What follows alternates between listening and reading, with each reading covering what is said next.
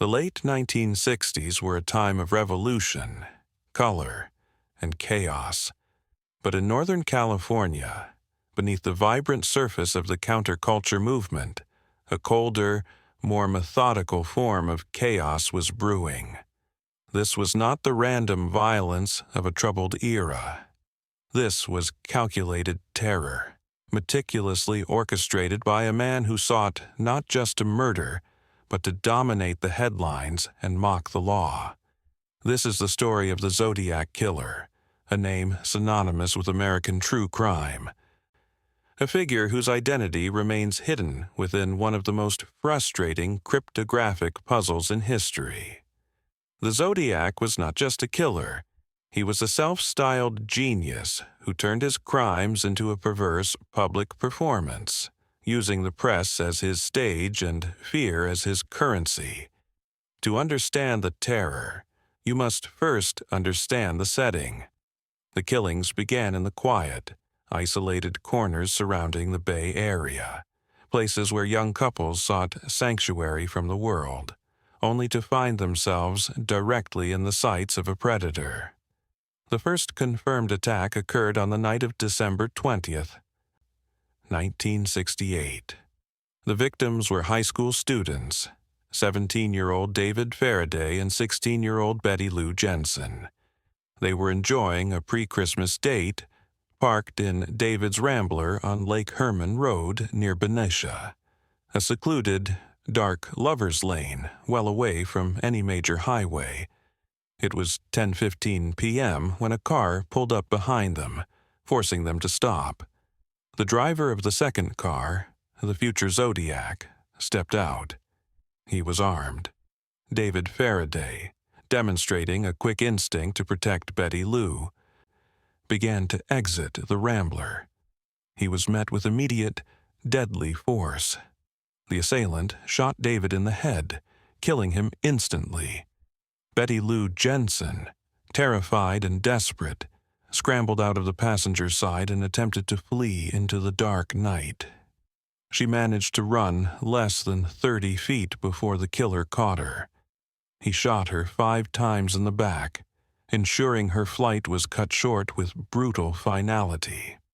The scene was cold, professional, and entirely without provocation. It was not a robbery. Nothing was taken. It was an execution designed to instill absolute fear. The bodies were found minutes later by a passing motorist, but by the time the Benicia Police Department arrived, the killer and his vehicle were long gone. The initial investigation was complicated by the simplicity of the crime. There was no clear motive, and no obvious connection to the victims other than their choice of location. It was classified as a tragic, isolated double homicide, likely committed by a disturbed individual. The authorities failed to recognize that this was not an isolated incident. It was the opening chapter of a calculated murder spree. The lack of immediate suspects or motive allowed the killer to maintain his anonymity and fueled his confidence. He understood that the vast, open roads of Northern California were his greatest asset, and the communication failures between small-town police departments were his shield. The killer was patient, spending nearly 7 months absorbing the details of the initial investigation, confident that the authorities were chasing ghosts. This period of silence was merely preparation for his next, far more brazen move, the strike that would officially introduce the world to the persona he had crafted. The silence of early 1969 proved that the killer was calculating his next steps with the precision of a chess master. He was not merely driven by impulse, he was driven by the desire for spectacle. And in the summer of 1969, he would ensure that his name, or rather, his chosen symbol, would become synonymous with unrelenting terror. The true game was about to begin. The killer's return in the summer of 1969 was marked by an immediate escalation, both in violence and audacity. He had learned from the first attack. Isolation guaranteed control, but direct communication guaranteed fame. The second attack occurred on July 4th, 1969, just a few miles from the first site, again on a secluded stretch of road in Vallejo. The victims were 22-year-old Darlene Ferrin and her 19-year-old boyfriend, Michael Mageau. They were parked in a lot near the Blue Rock Springs golf course, enjoying the holiday evening. Around midnight, a car pulled up and parked 50 feet away. It drove off, only to return 10 minutes later, pulling right up alongside Darlene's car. A man stepped out, carrying a powerful flashlight, shining it into the couple's eyes, temporarily blinding them. The killer immediately opened fire with a 9mm pistol. Darlene was killed instantly. Michael Mageau, though shot multiple times, survived the attack. He would later become the key eyewitness, providing the first detailed description of the perpetrator. A stocky man, around 200 pounds, roughly 5 feet 8 inches tall. But what truly defined this attack was not the shooting itself, but the phone call that followed. At 12:40 a.m., just 40 minutes after the shooting, the killer placed an anonymous, chilling phone call to the Vallejo Police Department. The dispatcher who took the call would later recall the killer's voice as calm, steady, and utterly devoid of emotion. The killer claimed responsibility for both the Blue Rock Springs attack and the murders of David Faraday and Betty Lou Jensen on Lake Herman Road 7 months earlier. He did not ask for money. He did not explain a motive. He simply stated, "I want you to report that I am the one who did the shootings." He was demanding credit.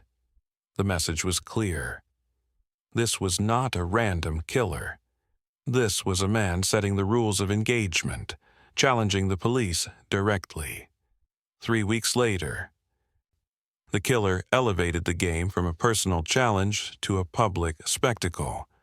On July 31st, 1969, 3 separate newspapers, the San Francisco Chronicle, the San Francisco Examiner, and the Vallejo Times-Herald, each received an identical, typewritten letter. The author declared himself the murderer and demanded that the papers publish the attached cipher on their front pages. If they refused, he threatened, he would go on a rampage, killing a dozen people over the next weekend. The arrival of the letters launched the investigation into full-scale public panic. The killer had given himself a name, an identity taken from the world of horology and astronomy, combined with a chilling symbol. The Zodiac. The symbol was a simple crosshair, a literal target site. Attached to the letter was the cipher, a jumble of 408 characters. Letters, symbols, and geometric shapes, known historically as the Z408. The killer stated that the cipher contained his true identity. The newspapers, under immense public pressure and guided by law enforcement, agreed to publish the cipher and portions of the letters. The message was sent. The challenge was accepted not by police detectives, but by an unlikely pair of amateur cryptographers, Donald Hardin, a high school history teacher from Salinas, and his wife, Betty. Within days of the cipher's publication, the Hardins successfully cracked the Z408.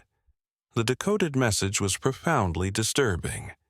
It contained no name, no address, but a rambling, boastful manifesto filled with misspellings and cold cruelty. It read, in part, "I like killing people because it is so much fun. It is more fun than killing wild game in the forest, because man is the most dangerous animal of all to kill. What is the best part of it is that when I die, I will be reborn in paradise, and all the people I have killed will become my slaves." The decoding provided a clear, chilling insight into the killer's mind, a megalomaniacal desire for control and eternal servitude. motivated by a self-assigned spiritual superiority. But the essential question remained unanswered. His identity. The cipher had promised his name, but only delivered a philosophical justification for murder. The Zodiac had fooled them. The game was far from over. The Zodiac had established his pattern of escalation. First, murder. Second, communication. Third, a cipher. His fourth attack would escalate the spectacle even further, incorporating costume, control, and a theatrical, isolated backdrop. The location was Lake Berryessa, a popular, remote recreational area in Napa County, far from the bustling suburbs of Vallejo.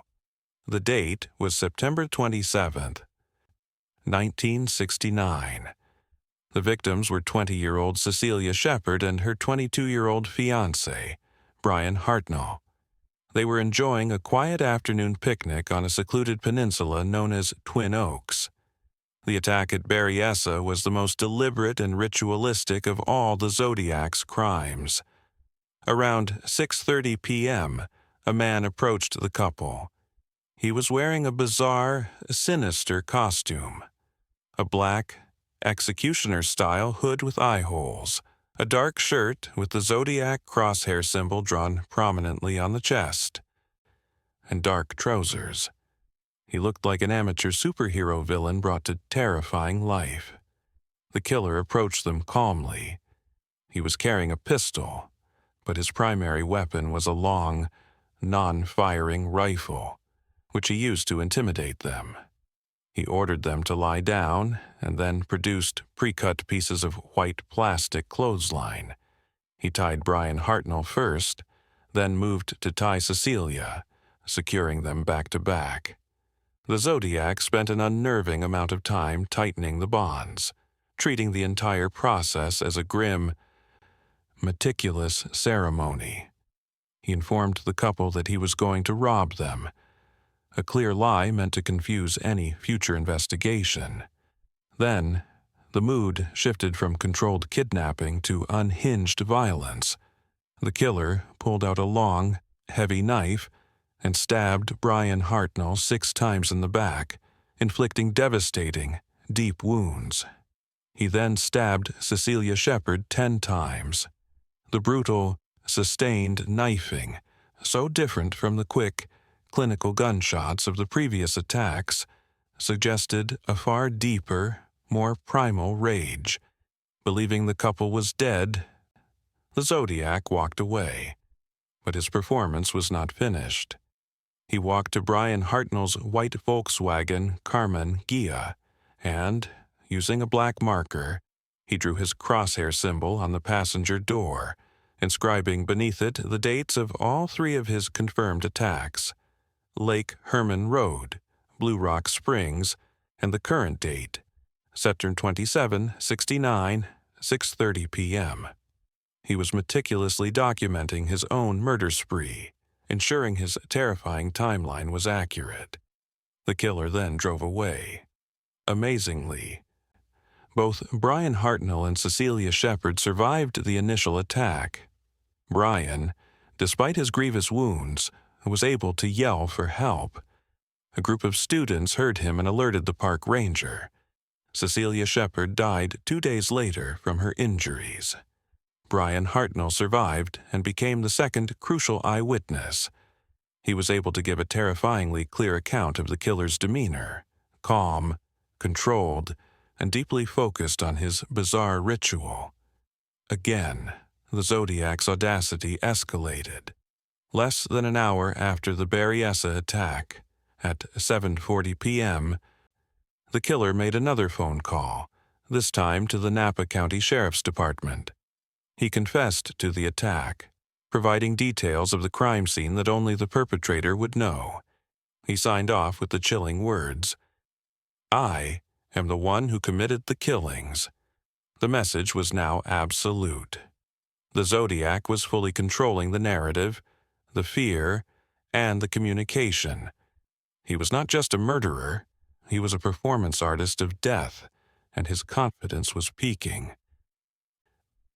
The Zodiac's final confirmed attack would take place not on a remote lover's lane, but in the urban heart of San Francisco, proving that his reach extended across the entire Bay Area. On October 11th, 1969, the killer struck in the city limits. The victim was 29-year-old Paul Stein, a taxicab driver. The Zodiac flagged down Stein's cab near the intersection of Mason and Geary Streets, ostensibly requesting a ride to the Washington and Maple Streets intersection in the affluent Presidio Heights neighborhood. When they reached the destination, the killer pulled out a 9mm handgun, likely the same weapon used in the Blue Rock Springs attack, and shot Paul Stein once in the head, killing him instantly. This attack was bizarrely different. It was carried out for the sake of robbery, as the killer stole Paul Stein's wallet and car keys, but his true motive was revealed in what followed. The killer tore off a piece of Paul Stein's shirt and then disappeared into the residential neighborhood. The critical incident came moments later. 3 teenagers across the street witnessed the man cleaning the cab and walking away. They immediately called the San Francisco Police Department, SFPD.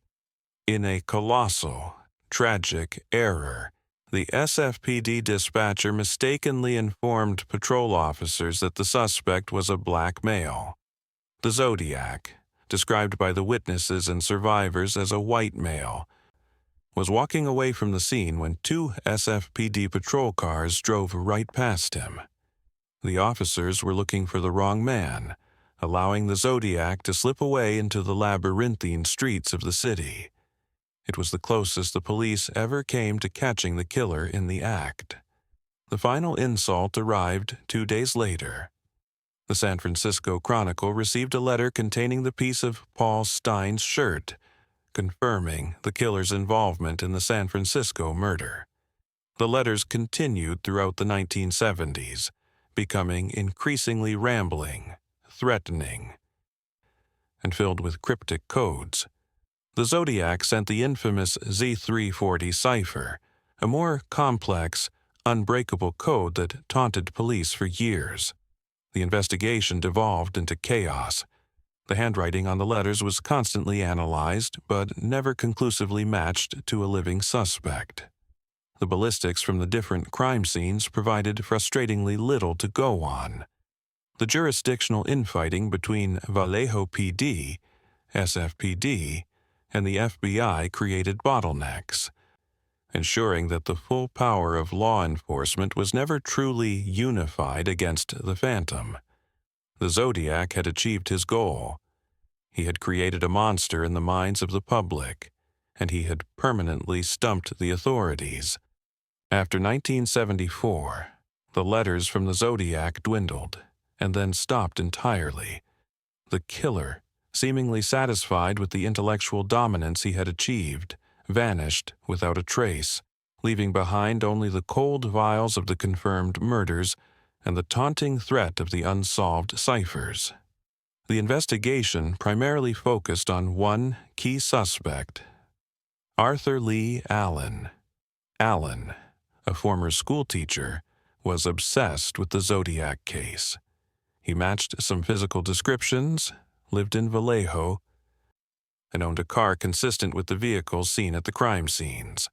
Yet, despite decades of police scrutiny, searches, and analysis, the evidence never fully materialized.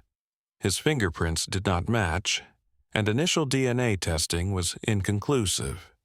The evidence against him, though compelling to many investigators, never met the standard for legal prosecution. The greatest symbol of the Zodiac's enduring victory is the Z340 cipher.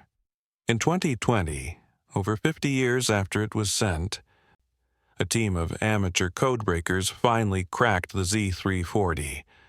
The message, like the Z408, contained no name but another boastful, rambling rant about death and paradise.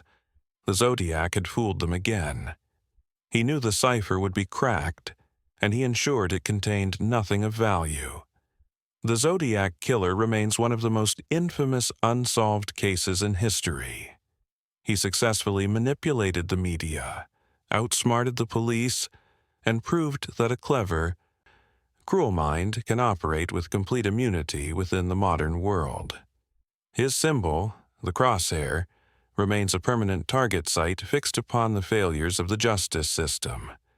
The identity of the man who terrorized Northern California under the sign of the Zodiac remains a chilling, unanswered question.